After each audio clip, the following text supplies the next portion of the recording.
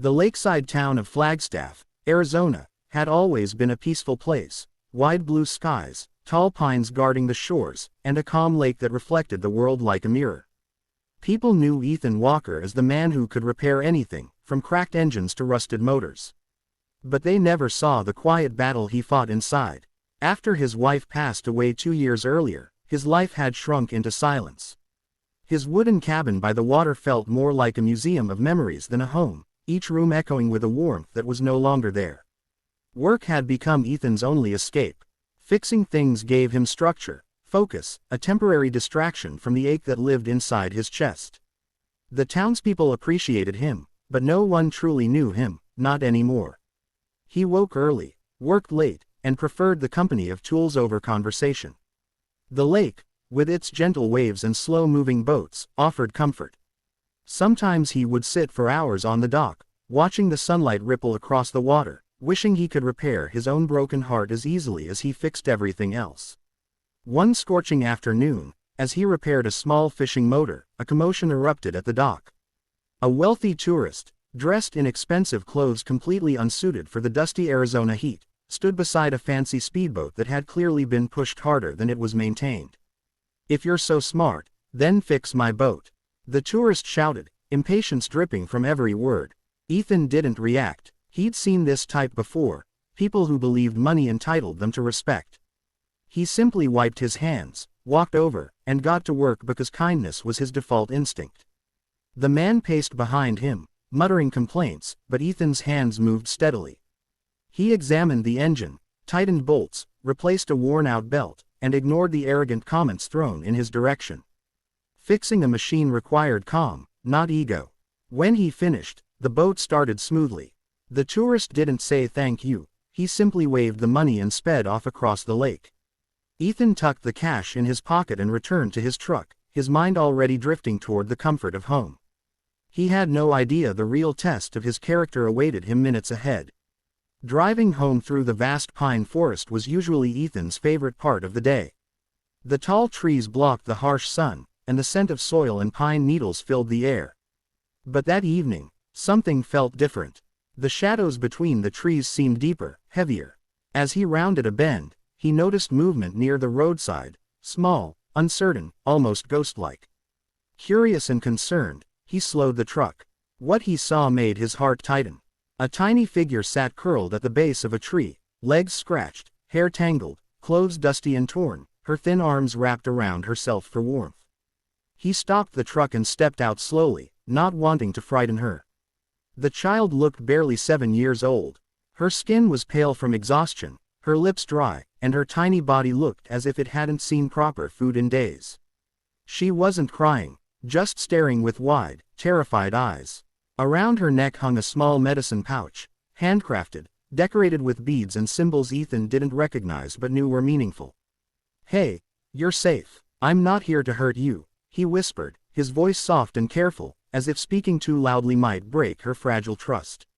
The girl said nothing. She didn't move or attempt to run.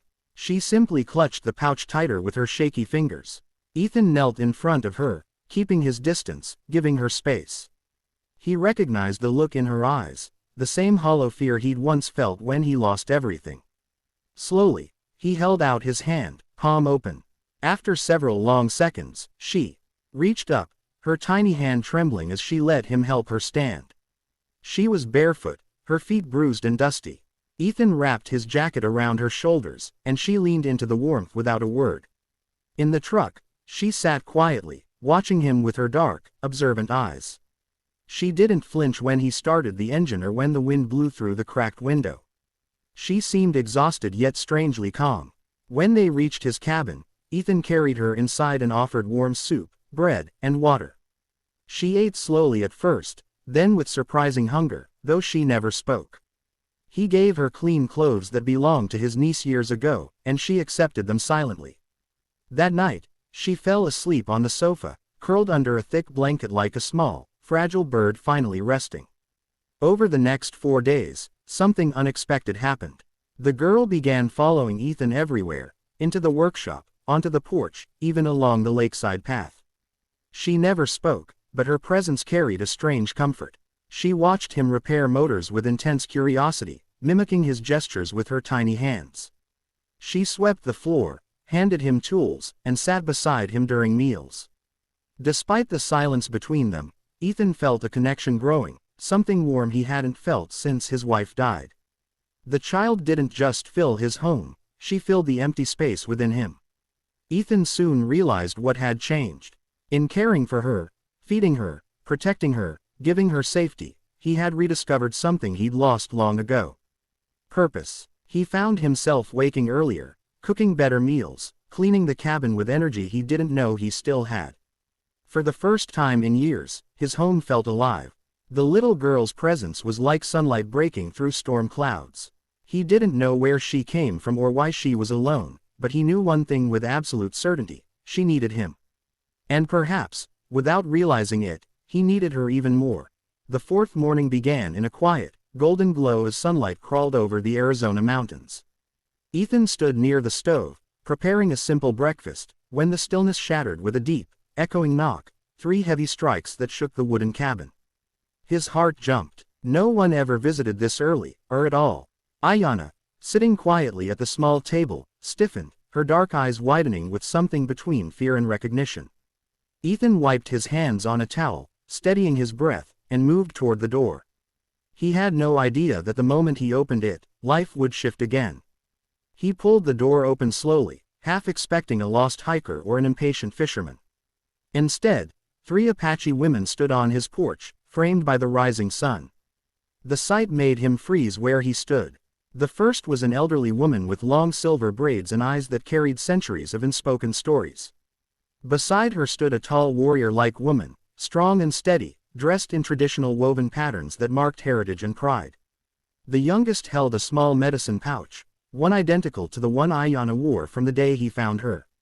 Their expressions were intense, not angry, not relieved, but deeply focused, as though the moment held a sacred weight. The elder woman stepped forward with a quiet dignity that commanded respect without a single spoken word. Behind Ethan, he sensed Ayanna shift. When he looked back, she was already moving toward the door, her tiny fingers curling around the frame. The women's eyes softened instantly at the sight of her, and that was when Ethan understood. These were not strangers. They were her people, family, tribe, guardians who had been searching with fear, hope, and desperation. A silence hung in the air before the elder woman finally spoke, her voice steady yet carrying the tremble of emotion. "You found our child," she said. The words hit Ethan like a wave, relief, sadness, and inevitability all at once. "Her name is Ayanna. She disappeared during a ceremony. We have searched for her for days." Ayanna stepped fully beside him now, her hand slipping into his as if seeking reassurance. Ethan glanced down, feeling the small warmth of her fingers wrapped around his calloused hand, and something inside him tightened painfully. He looked back at the women, unsure what to say. Part of him wanted to explain everything: how he found her starving, how she followed him everywhere, how she brought light back into his empty home. But words felt too small. Instead, he simply nodded. The elder woman's expression softened as her gaze shifted to the child. "You are safe now, little one," she whispered. Ayanna hesitated, her grip tightening on Ethan's hand, and for a brief moment, he wondered if she would refuse to leave. The thought shook him more than he expected. The warrior-like woman stepped forward, kneeling to Ayanna's height, her voice firm but warm. "We feared the worst," she said. "The spirits guided us here." Her tone held gratitude, respect, and something that felt like unspoken understanding. The young woman holding the pouch stepped closer, tears threatening at the corners of her eyes. "We prayed you were alive," she murmured. Ayanna slowly released Ethan's hand and moved toward them. Yet even as she stepped away, she turned back to look at him. One soft look that felt heavier than words, a silent thank you that carved itself into his heart. The elder woman placed a hand gently on Ethan's arm, surprising him. "You protected her when she needed it most," she said. "For that, our people will not forget you." Her voice was filled with sincerity, not formality. Ethan swallowed hard. He didn't want recognition. He didn't want praise. He didn't even want repayment. He just didn't want the sudden emptiness he felt creeping in now that Ayanna was stepping into the arms of the women who loved her. She belonged with them. He knew that, but knowing didn't make letting go any easier. Ayanna walked back toward him briefly, standing at his feet with her small shoulders trembling. Then she reached up and wrapped her arms around him. The hug was brief but powerful, a child's pure way of saying thank you, goodbye, and I'll remember you all at once. Ethan knelt, returning the gentle embrace, his chest aching with a mixture of pride and sorrow. When she stepped back again, the young woman approached Ethan and held out her medicine pouch. He looked at it, confused for a moment, before she pressed it gently into his hand. A gift, she said softly.